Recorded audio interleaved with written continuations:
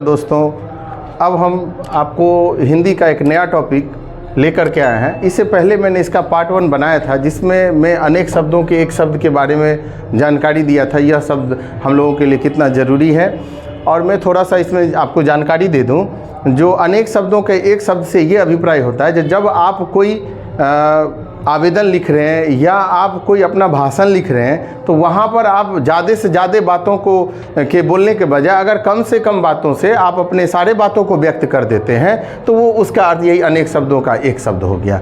तो अब यहाँ जानते हैं हम लोग, कुछ हमने रखा है जो खास एग्ज़ामों में पूछा जाता है, उन्हीं टॉपिक को हमने उठा करके लाया और कुल 30 हमने यहाँ रखा है मटेरियल। और 30 आपको अगर अच्छा लगेगा तो आप ज़रूर इसमें कमेंट दीजिएगा। हम आपको बता रहे हैं इसमें पहला क्या है, जो अच्छे कुल में उत्पन्न हुआ है उसको कुलीन कहा जाता है।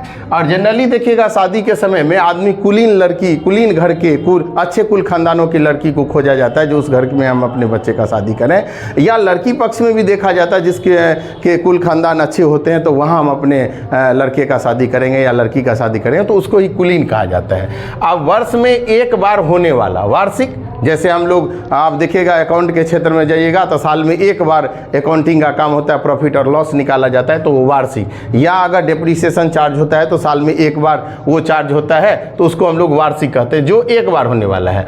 पकड़ कर चलाया जाने वाला हथियार, ऐसा कोई हथियार जो हाथ में ही रख करके चलाया जाए, जैसे तलवार होता है वो हाथ में रख कर चलाया जाता है, तो उसको शस्त्र कहा जाता है। यदि हाथ में है तो शस्त्र है। अब उसी के ठीक आगे देखिए, फेंक कर चलाया जाने वाला हथियार, जैसे भाला आदमी फेंक के चलाता है, तो उसको अस्त्र कहा जाता है। तो यहाँ आप शस्त्र और अस्त्र के बारे में जाने होंगे।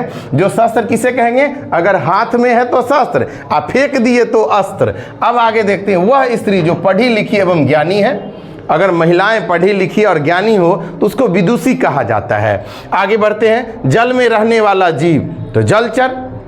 अगर कोई जीव जल में रहता है तो वो जलचर कहलाता है। ईश्वर द्वारा भेजा गया दूत, अगर ईश्वर ने कोई दूत भेजा है तो उसको देवदूत कहा जाता है। जैसे कर्ण के पास एक दूत भेजा गया था, इंद्र आए थे, भगवान इंद्र एक ब्राह्मण का रूप लेकर के, तो वहाँ पर वो देवदूत कहलाएंगे, क्योंकि ईश्वर के द्वारा वो भेजा गया दूत था। अचानक होने वाली बात या कोई घटना, आकस्मिक, जैसे आप अपने जीवन को जी रहे और आपके जीवन के जीने के क्रम में कोई ऐसा बात हो गया जो आपके सोचे भी नहीं थे ऐसा हो सकता है, तो उसको कहा जाता है आकस्मिक घटना।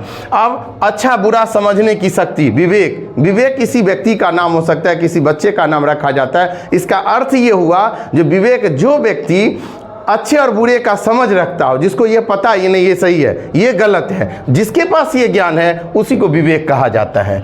उत्तर और पूर्व का कोण ईशान कहलाता है। अगर उत्तर और पूर्व का कोण लिया जाता है, तो जैसे कोई मकान आवास बनता है तो वहाँ इन कोणों के बारे में ध्यान रखा जाता है। तो उत्तर और पूर्व के कोण को हम लोग क्या कहते हैं, ईशान कहते हैं। अब आते हैं ऋषियों के तप करने की भूमि। अब ऐसा कोई जगह जहाँ पर ऋषि मुनि जाकर के तप करते, जैसे हिमालय के पहाड़ियों में, गुफाओं में जाकर के बहुत सारे ऋषि मुनि तप करते हैं, तो उस भूमि को कहा जाता है तपोभूमि। कर्म में तत्पर रहने वाला कर्मठ कहलाता है। देखिएगा, ऐसा कोई व्यक्ति जब तक वो जिंदा धरती पर रहता है वो बैठा नहीं रहेगा, अपने कर्म को करता चला जाता है, मीन्स उसका अर्थ हो गया कर्मठ। आगे बढ़ते हैं, कमर के नीचे पहने जाने वाला वस्त्र, जैसे हर एक पुरुष जो है या महिलाएं होती हैं वो 2 वस्त्रों का प्रयोग करती हैं। तो अगर वो कमर से नीचे का कोई कपड़ा पहनती है तो उसको कहा जाता है अधो वस्त्र, यानी आधा वस्त्र पहने हुआ है। तो आगे देखते हैं, इसके बाद चक्र के रूप में घूमती हुई चलने वाली हवा। अब अगर कोई हवा है, पवन, एक तो सीधी चलती रहती है, और अगर आप रोड पर देखिएगा उसमें धूल मिल करके वो गोला टाइप से बनाती है, अब वो घूमते रहती है, तो उसको कहा जाता है चक्रवात। जो हवा घूमती रहेगी चक्रवात होगा। किसी मत या प्रस्ताव का समर्थन करने की क्रिया अनुमोदन कहलाती है। अब जैसे कोई मीटिंग में बैठे हैं और किसी ने एक प्रस्ताव को रखा, जैसे इस बार एक प्रस्ताव को रखा गया किसी के द्वारा, जो प्रधानमंत्री नरेंद्र मोदी बनेंगे, तो उसके देखिएगा जितने भी पार्टी उनके समर्थन करने वाले हैं, सबने इसका अनुमोदन किया, सबने कहा नहीं नहीं यही बनेंगे, तो उसको कहा जाता है अनुमोदन। आगे बढ़ते हैं, जिसका जन्म अभी अभी हुआ हो, जैसा कोई भी अभी अभी जन्मा हो, इस धरती पर आया हो, उसको नवजात कहते हैं। और जिसकी तुलना न की जा सके, अतुलनीय, इस संसार में ऐसा कोई है जिसका तुलना नहीं हो सकता है, वह अतुलनीय कहलाता है। जैसे किसी व्यक्ति के द्वारा किया गया कार्य जिसने पहले कभी नहीं किया था, न आने वाले समय में होगा, तो उसको कहा जाएगा अतुलनीय। जिसके मन जिसके नख सूप के समान हो, सूर्पनखा, जिसका जो है नख मतलब नाखून बड़ा बड़ा अगर किसी का है तो उसको सूर्पनखा कहा जाता है। इसलिए हम लोग भी सजेस्ट करते हैं या सबको सलाह देते हैं, जो लड़कियां अधिकतर देखिएगा बड़ा बड़ा नाखून रखती है, उनको नहीं रखना चाहिए, क्योंकि वो उनको यदि वो रखती हैं तो उनका अर्थ हो गया वो सूर्पनखा के समान कहलाएंगी। इसलिए नख को, नाखून को छोटा करके रखा जाए। जो पृथ्वी के भीतर का ज्ञान रखता हो, भूगर्भ वेता, ऐसा कोई आदमी जैसे पृथ्वी के अंदर में क्या सब चल रहा है, क्या सब है, उसका ज्ञान अगर किसी के पास है तो उसको भूगर्भ वेता कहते हैं। विष्णु का उपासक वैष्णव, जो विष्णु भगवान के उपासक हैं वो वैष्णव, जो अनुयायी हैं, जो बात उनके द्वारा कहे गए बातों को मानते हैं वो वैष्णव कहलाते हैं। व्यक्तिगत आज़ादी, स्वतंत्रता, जैसे कोई गुलाम पहले था, जैसे हमारा देश गुलाम था 1947 से पहले, और बाद में हम लोगों को आज़ादी मिला, सबको जीने का हक मिला, सब अलग अलग अपने तरीके से जीता है, उसको स्वतंत्रता कहते हैं। हृदय से संबंधित हार्दिक, देखिएगा कभी कभी बात में हम हार्दिक अभिनंदन करते हैं, मतलब हृदय से हम आपको अभिनंदन करते हैं, ये बाहरी बनावट मेरे तरफ से नहीं है, मेरा हृदय से कहा गया, इसलिए उसका नाम होता है हार्दिक।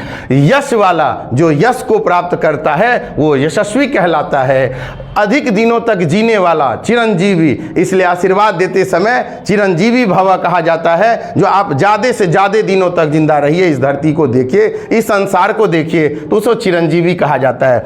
किराए पर चलने वाली मोटर गाड़ी, ऐसा कोई गाड़ी जो आपने किराए दे करके उसको यूज किया तो उसको कहा जाता है टैक्सी। आगे बढ़ते हैं, वह जो वाक का पति है, वाचस्पति, जिसके वचन में मधुरता हो, जब वह बोलता है तो उसकी हर एक बात संयम में रहती है, तो वो वाचस्पति कहलाता है। जिसने मृत्यु को जीत लिया, मृत्युंजय, ऐसा कोई व्यक्ति जो अमर हो जाए, जैसे शिव और विष्णु मृत्युंजय के उदाहरण है। ज्ञान देने वाली देवी सरस्वती, जैसे माँ सरस्वती की पूजा हिंदू धर्म रीति रिवाजों के अनुसार किया जाता है, चूंकि वो ज्ञान देने वाली देवी हैं, वो उन्हीं के आशीर्वाद से लोग शिक्षित होते हैं, तो वो हो गया सरस्वती। महान है जो ईश्वर, महेश्वर, जिनको शिव कहा जाता है, जो ईश्वरों में महान हो, भगवानों में भी जो महान हो वो महेश्वर कहलाता है। मधु राक्षस को मारने वाला, माधव भगवान श्री कृष्ण की का एक दूसरा नाम है। इसलिए इस वीडियो को और ज़्यादा से ज़्यादा आप देखिए और भेजिए और सब्सक्राइब कीजिए, कमेंट कीजिए, अगर अच्छा लगे तो कमेंट जरूर कीजिए, और आप अपना सलाह भी दे सकते हैं। अगर हमको ये कहते हैं जो कोई नया टॉपिक पर लाने के लिए, तो हम वो टॉपिक बनाएंगे। अगर हमारे पास जो भी है हम वो देने का प्रयास करते हैं, और हम ज़्यादा से ज़्यादा मेहनत करके ये लाते हैं, इसलिए आप लोग इसको ज़रूर देखिए। धन्यवाद।